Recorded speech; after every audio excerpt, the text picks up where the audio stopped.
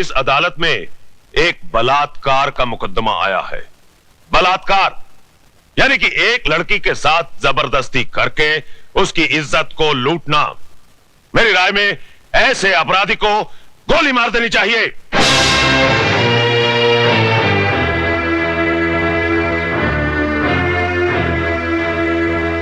अगर एक लड़की अपनी मर्जी से एक लड़के के साथ हम बिस्तर होती है और उसके बाद अपने कपड़े खुद ही फाड़ती है, अपने बाल बिखेरती है और अपने ही नाखूनों से अपने बदन पे निशान लगाकर चिल्लाती है, बचाओ बचाओ मेरा बलात्कार हो गया, तो क्या अदालत मान लेगी?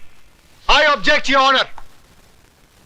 मेरे फाजिल दोस्त मिस्टर ज्ञान प्रकाश एफआईआर में दर्ज रिपोर्ट को झूठा कह रहे हैं।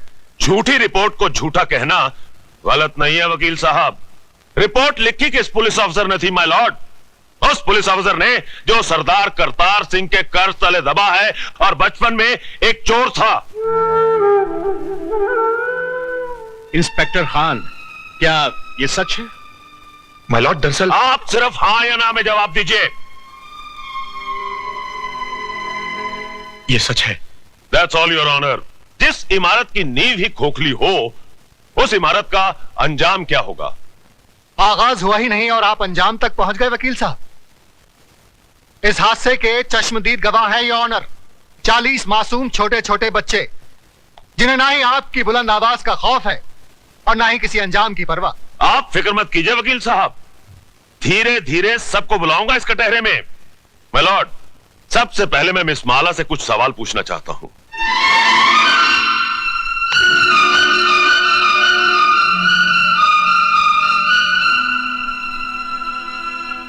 मिस माला, आपका यह कहना है कि मेरे मुवक्किल मिस्टर राज ने आपके साथ बलात्कार किया, लेकिन मेरा यह कहना है कि आप अपनी मर्जी से उनके साथ हम बिस्तर हुई और उसके बाद उन्हें बदनाम करने के लिए आपने उन पे इल्जाम लगाया कि उन्होंने जबरदस्ती आपकी ऐसा धंधा आपके खानदान की लड़कियां करती होंगी, मैं नहीं करती। You bloody! खबरदार, जो एक भी लफ्ज गलत बोला तो आपको शर्म नहीं आती अपनी बेटी जैसी लड़की से ऐसी बात कहते हुए?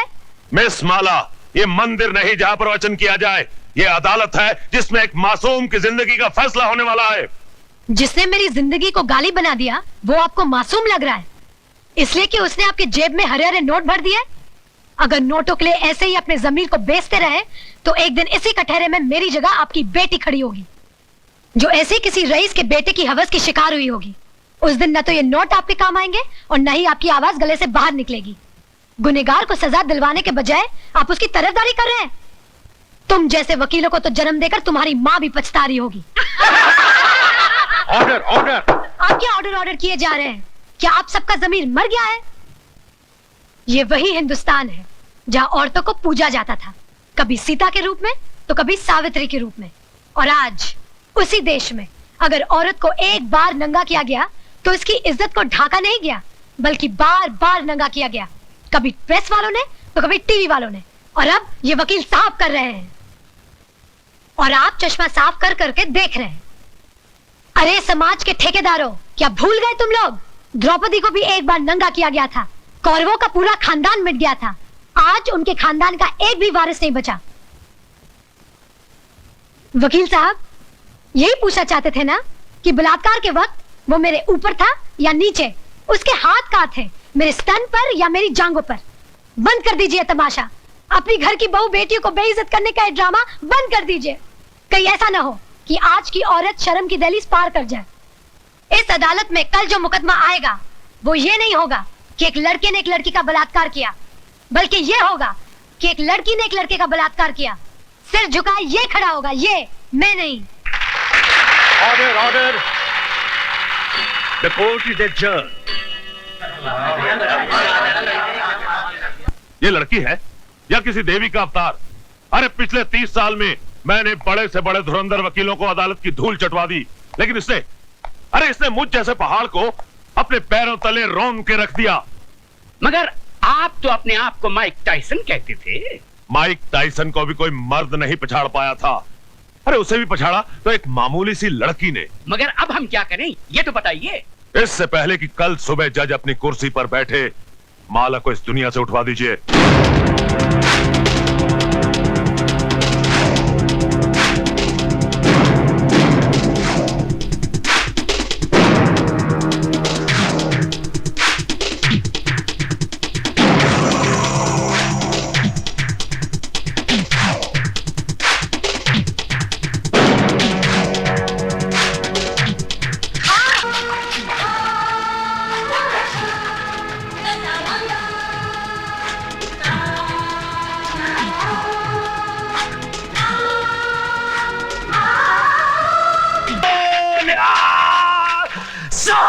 श्री अकाल।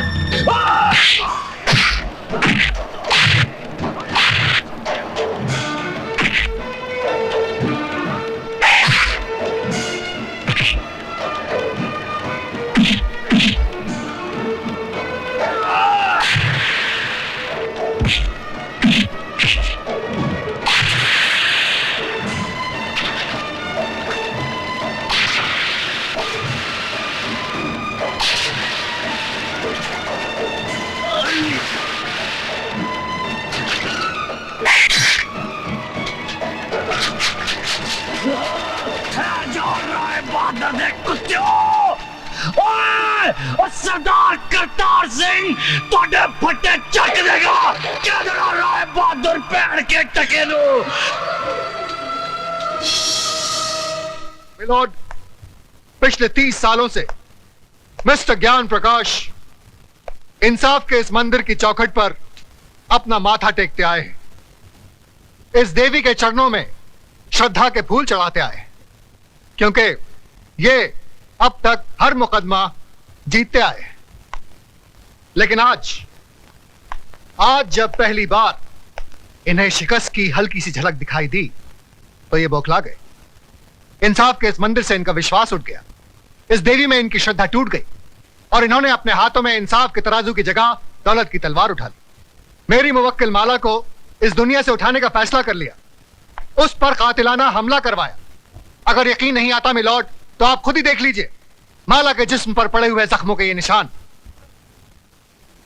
मैं अपने फाजिल दोस्त से यह पूछना चाहूंगा कि अगर इस मुकदमे का फैसला अदालत के बाहर ही करना था तो इस अदालत में आने का ढोंग क्यों रचाया जा रहा है? जब इन मासूम बच्चों के बयान के बगैर इस मुकदमे को अंजाम तक पहुंचाया जा सकता है तो फिर इन्हें क्यों बुलाया गया है? अगर ताकतवर अपनी ताकत के जोर पर ही मुकदमे का फैसला करवा सकता है तो यह अदालत क्यों बनाई गई है? अगर गरीब और बेबस को इंसाफ नहीं दिया जा सकता तो बंद कर दीजिए यह अदालत। रुक जाइए जज साहब, आप अपना फैसला सुनाएं। इससे पहले मैं आपसे एक सवाल पूछना चाहती हूँ। पूछो। अगर मुकदमा ये वकील साहब जीत गए तो इन्हें ढेर सारे नोट मिलेंगे और इनका मौकिल छूट जाएगा, और अगर ये वकील साहब जीत गए तो इस आदमी को 7 साल की सजा हो जाएगी।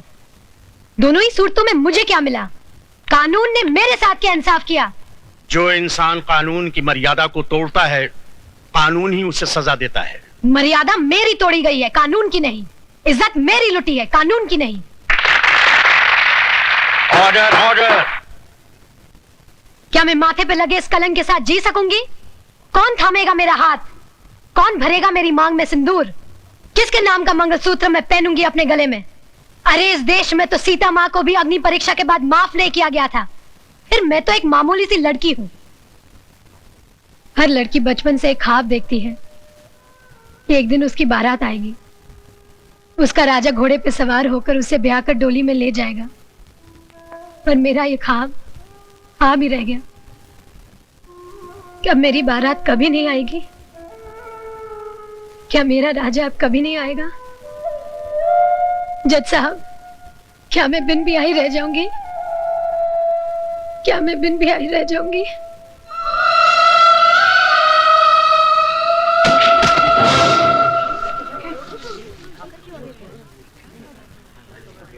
हाँ, अपने आप को दादा कहते हैं। सारा शहर कांपता है इनसे, मगर एक मामूली सी लौंडिया को खत्म नहीं कर पाए। अरे लानत है तुम पे और तुम्हारे आदमियों पे।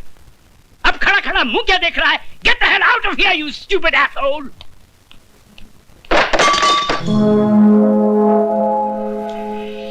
कौन है वहां? सामने आओ वरना गोली मार दूंगा। तुम किस किस को गोली मारेंगे साहब? एक गुनाह को छुपाने के लिए और कितने गुनाह करेंगे?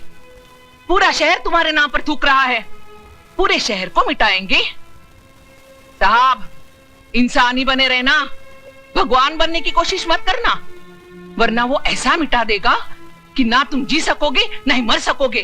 तुम्हारी ये मजाल कि हमारे सामने जबान खोलो। 40 साल लगे साहब, 40 साल, तब जाके जबान खुली है।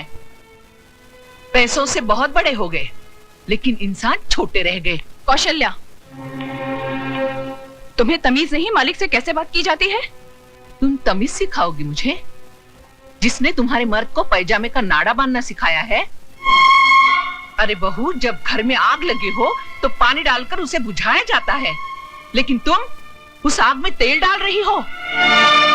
अगर इसी रफ्तार से तेल डालती रही तो कुछ ही दिनों बाद यहाँ हवेली नहीं शमशान घाट होगा। इनफ इज इनफ, नमक हराम, दफा हो जाए यहाँ से। और खबरदार जो फिर इस दहलीज पे कदम रखा। फिक्र मत करो साहब, तुम्हारी दहलीज पर पैर तो क्या, उस पर थूकूंगी भी नहीं। दोनों तरफ के गवाहों के बयानात सुनने के बाद और तमाम हालात को मद्देनजर रखते हुए यह अदालत इस नतीजे पर पहुंची है कि मुलजिम राज ने जुर्म किया है और वो कानून का मुजरिम है। लेकिन कानून से पहले वो माला का मुजरिम है, जिसकी जिंदगी को उसने तबाह कर दिया और समाज में इज्जत से जीने का हक उससे छीन लिया। लिहाजा ये अदालत मुलजिम राज को यह हुक्म देती है कि जिस लड़की को नंगा करके उसने बेइज्जत किया, उसी लड़की से शादी करके उसे अपने घर की इज्जत बनाए।